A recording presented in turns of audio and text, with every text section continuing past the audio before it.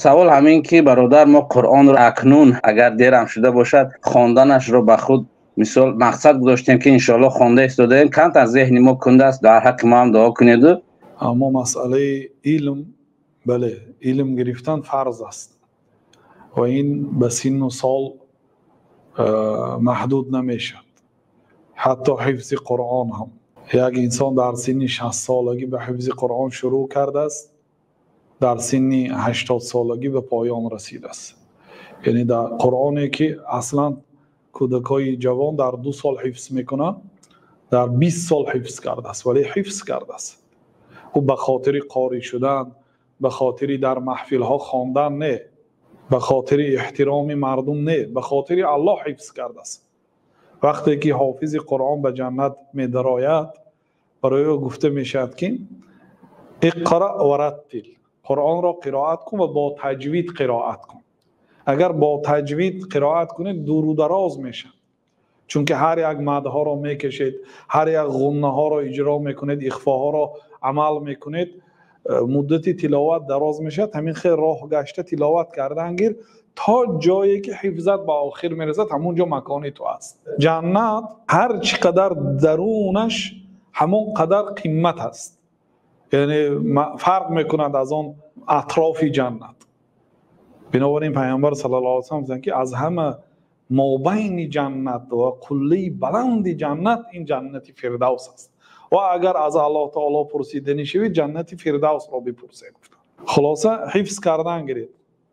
و پیامبر صلی الله علیه و سلم باز خوش خبری دیگر دادند: کسی قرآن میخواند یا حفظ میکند او ضرر ندارد، ریسک ندارد. مثلا بعضی تجارت ها، همه تجارت ها ریسک دارد، یا از همین تجارتتان برکه میابید و کشایش میبیاید، صاحب ثروت میشید یا نمیشید.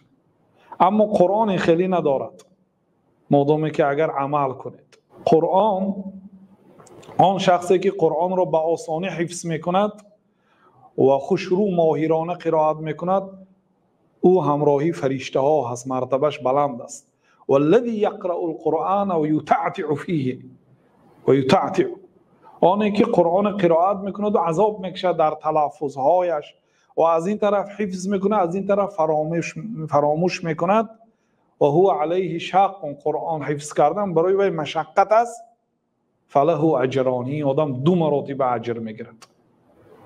و ببینید یا آدمی که مثلا 10 بار خواند یک روی قرآن حفظ میکند، یک آدم 500 بار خواند بعد حفظ میکند، اجری کدام اینها بلند است؟ البته اجری آن آدمی که 500 بار خوانده است، چون که وقتی که 500 بار قرائت میکنید، اگر چی حفظ نشودم شما به هر یک قرائتتان به هر یک حرف 10 ثواب میگیرید. الحمد گویید 50 ثواب است. یک کلمه الحمد عبارت از 5 حرف است: الف، لام، دال، میم، ها. الحمد 5 حرف 50 ثواب است. وقتی که شما 300 مراتب الحمدلله میگویید، به هر یک عدد قرائتتان ثواب میگیرید. اون آدمی که 10 مراتب یا 20 مراتب خوانده است و حفظ کرده است و هم تیز فراموش میکند، هم اجرش هم از شما دیده کمتر است. بنابراین در 2 حالت، قرائت قرآن و حفظ قرآن، این نعمت است و ثواب است، ضرر نمیبینید. و امام بخاری سخن حضرت عمر را در صحیح بخاری آوردند که تفقهوا قبل ان تسودوا، پیش از آن که سید شوید علم گیرید.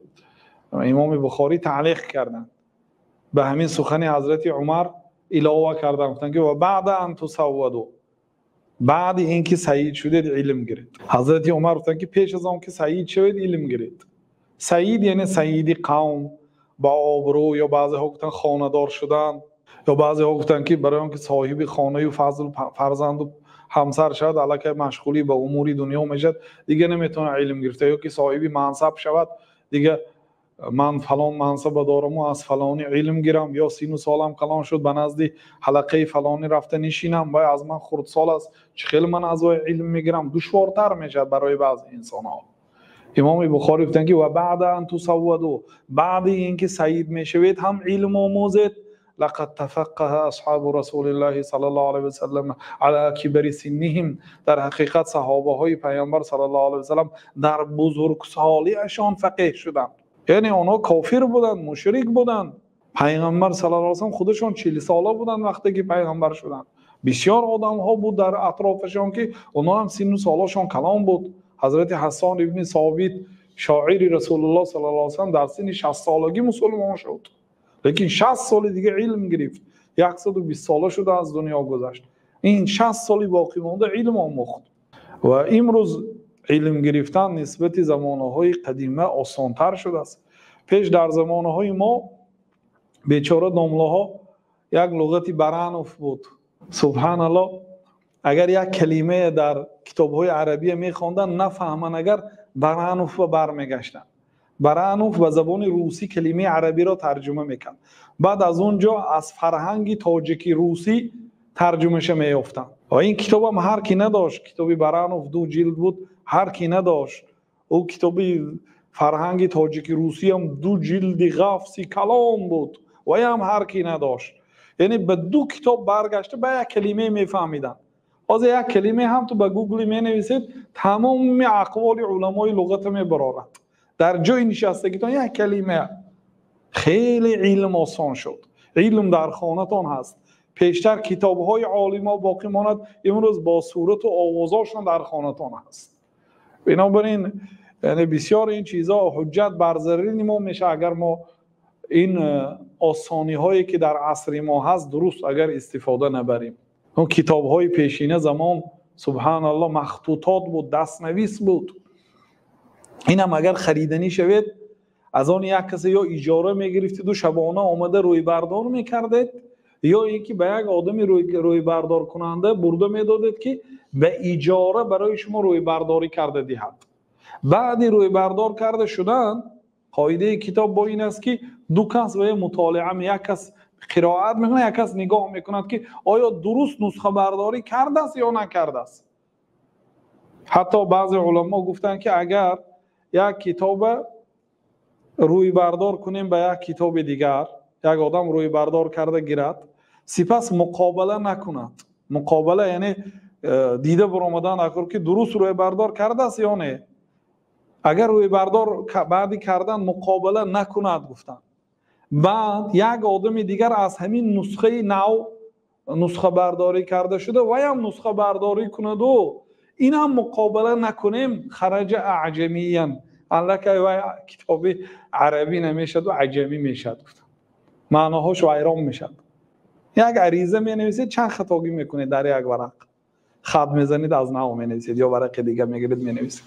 اون در یک کتاب نوشته برآمدن با شمع و با امام بخاری را نقل میکنن که در شبهای ماهتاب شب کتاب می نوشتن. شبهای ماهتاب شب در نور ماهتاب، روزانه در سفر و در علم آموزی، شبانه بعد چیزی که جمع کردن روی بردارها رو گرفته به کتاب می در آوردن. یعنی در این شرایط امروزی که ما شما داریم، کتابها در بهترین طبعه ها با این نوارها در پیشمون در خانمون علم هست، این روز قیامت مسئولیت هست.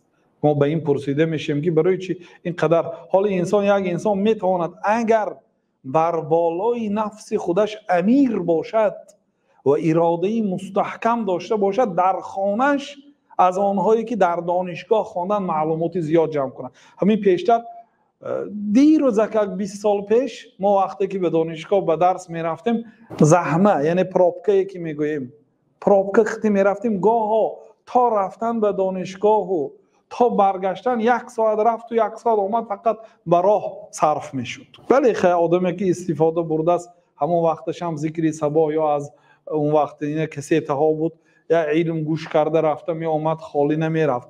ولی به هر حال یعنی امروز همین مشقت ها نیست.